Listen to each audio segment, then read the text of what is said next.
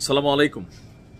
ভারত পাকিস্তান যুদ্ধ আদৌ কি হবে না কি হবে না, এখন পর্যন্ত 22 এপ্রিল থেকে আজকে আমরা মের 3 তারিখ, মোটামুটি 10 দিন সময় কিন্তু অতিবাহিত হয়ে গেছে।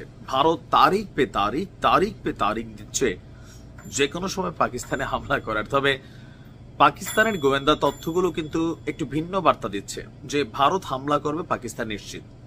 আর পাকিস্তান কতটা নিশ্চিত, গতকালকে রাতে পাকিস্তানের যে বৈঠক হয়েছে সেই বৈঠকের পর পাকিস্তানের যে অ্যাক্টিভিটিস বা গত 48 ঘন্টায় আজাদ কাশ্মীরে পাকিস্তানের সরকার, পাকিস্তানের সেনাবাহিনী, আজাদ কাশ্মীরের প্রধানমন্ত্রী, তাদের বিভিন্ন রকম অ্যাক্টিভিটিসকে আপনি দেখলে মোটামুটি বোঝা যাচ্ছে একটা ঘটনা ঘটবে।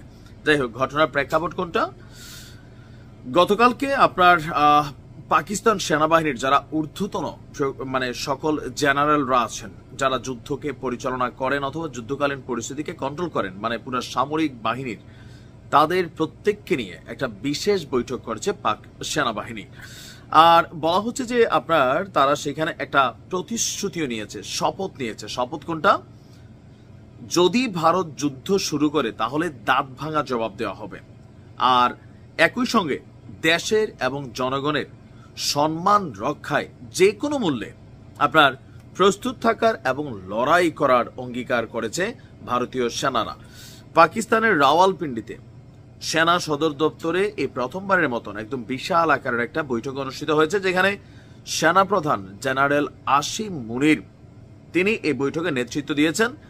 আর special corps commanders conference CCC এই অনুষ্ঠানটা যেটা বা বৈঠকটা হয়েছে, বৈঠকে অংশগ্রহণকারী শীর্ষ সেনা কর্মকর্তারা পাকিস্তানের সার্বভৌমত্ব এবং আঞ্চলিক অখণ্ডতা রক্ষায় অটল থাকারও আপনার অঙ্গীকার করেন।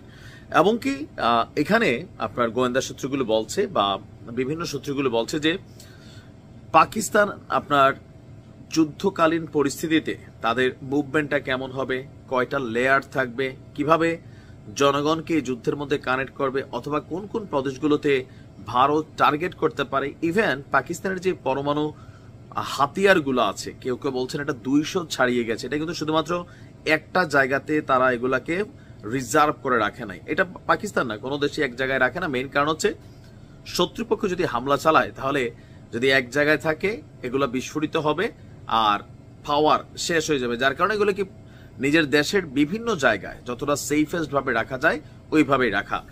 তো ভারতকে ভয় দেখানোর জন্য হোক, কারণ এই গণমাধ্যমে তো তথ্যগুলো চলে আসবে, তো গণমাধ্যমে তথ্যগুলো বলছে যে নাম প্রকাশে অনিচ্ছুক পাকিস্তানের শীর্ষ একজন সামরিক কর্মকর্তা বলছেন সেখান থেকে পারমাণবিক মেশিনারিজ গুলোকেও আপনার কি বলা যে সেট আপ করা এবং এগুলাকে একবার পরীক্ষা নিরীক্ষা করা, প্লাস এগুলা যখন উৎক্ষেপণ করা হয় তো সকল কিছু আবার একটা রিচেকের ইস্যু নাকি আসছে। এমনকি আপনার আজাদ কাশ্মীরে, মানে পাকিস্তান অধ্যুষিত যে কাশ্মীর আছে সে আজাদ কাশ্মীরেও বিশেষ নিরাপত্তা ব্যবস্থা জোরদার করার জন্য ঘোষণা করা হয়েছে।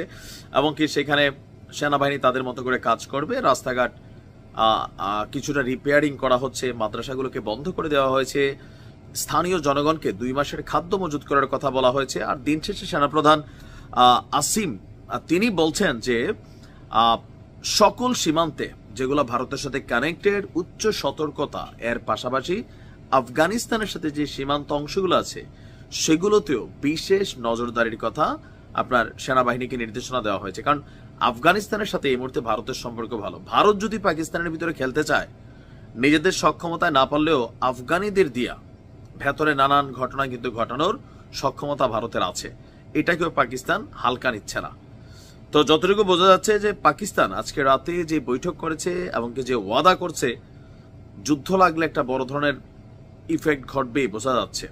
বা পাকিস্তান সেনাবাহিনী মনে করছে ভারত হামলা করবে। ওই যে আমি বললাম না যে এমনটা হয় যে তুরে কালকের ভিতরে ধর্ম, তা আপনি হয়তো কালকে সচেতন থাকলেন, পরশু একটু সচেতন ছিলেন, তরশু মনে করলেন ধুর আর হবে না, কিন্তু ঠুস করে ঘটনা ঘটাই দেয়। তো এগুলো প্রত্যেক দেশে নিশ্চয়ই ফোকাস করছে। ভালো থাকুন।